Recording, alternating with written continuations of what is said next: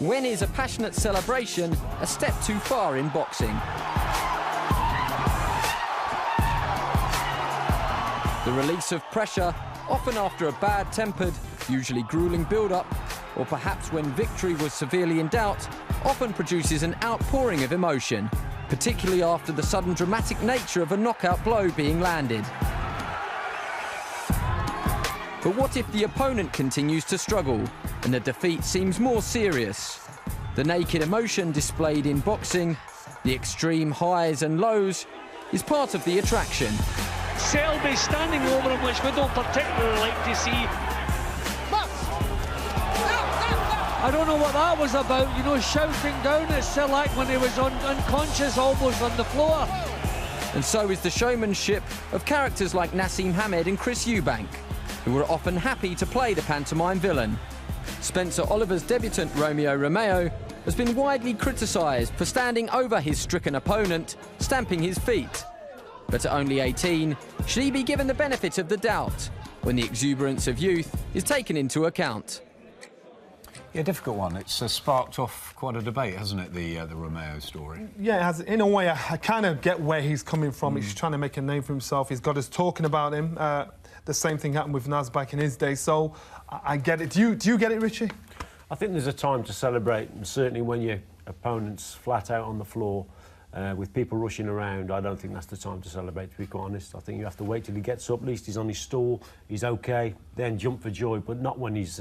not for me. Romeo given a lot of criticism, hasn't he, online? But we were speaking to Spencer Oliver, his trainer, who said, look, you know, he's a kid. It was his first fight. He was so excited about the knockout. He didn't mean any harm, and he was hugging his opponent back in the dressing room afterwards. Yeah, that's good, and hopefully then it won't happen again. But for me, it's not for me, to be quite honest. He's young, OK, and it's a great win and that, but to be standing over your opponent like that when you don't know if your opponent's going to recover, let's face it, this is a dangerous business we're in, so yeah, it's not for me. I mean, that's not really celebrating, is it? I mean, standing over him when they've been knocked out, it's a little bit disrespectful, and that's what I would...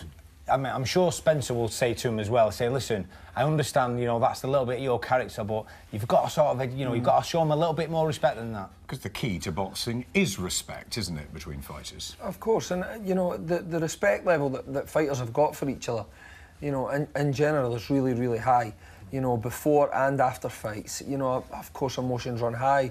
You know, this is a serious business, you know, and you want to beat your opponent, but at the same time, you know, you need to carry that level of respect into your matches with you, for sure, you do. Let's go back in history, Richie. Now people try and look back and say, oh, they did it with a twinkle in his eye. Jack Johnson did it. Muhammad Ali did it. You can remember the iconic picture of him stood again above Sonny Liston. Now they're looking back at it thinking, well, it wasn't that bad. It was a twinkle in his eye. Is it the sport? Is it the heat of the moment? Nas did it, of all people.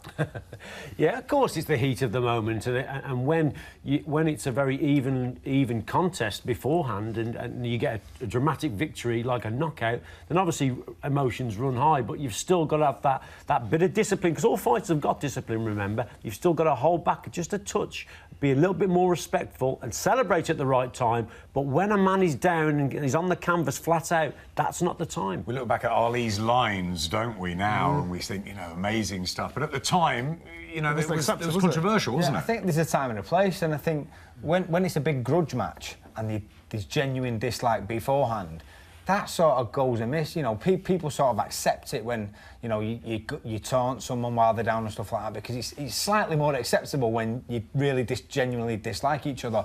But when you're doing it to opponents who's overmatched, then that's when it really oversteps the mark. You weren't always an angel, were you? You had that trilogy with Michael Jones, which occasionally just got a little bit out of hand. That got out of hand. It was a grudge match, you know. I got disqualified, and the third fight, he nearly had me in the third round, and you know, I really did celebrate, and that was more relief than anything else, because my nana had died.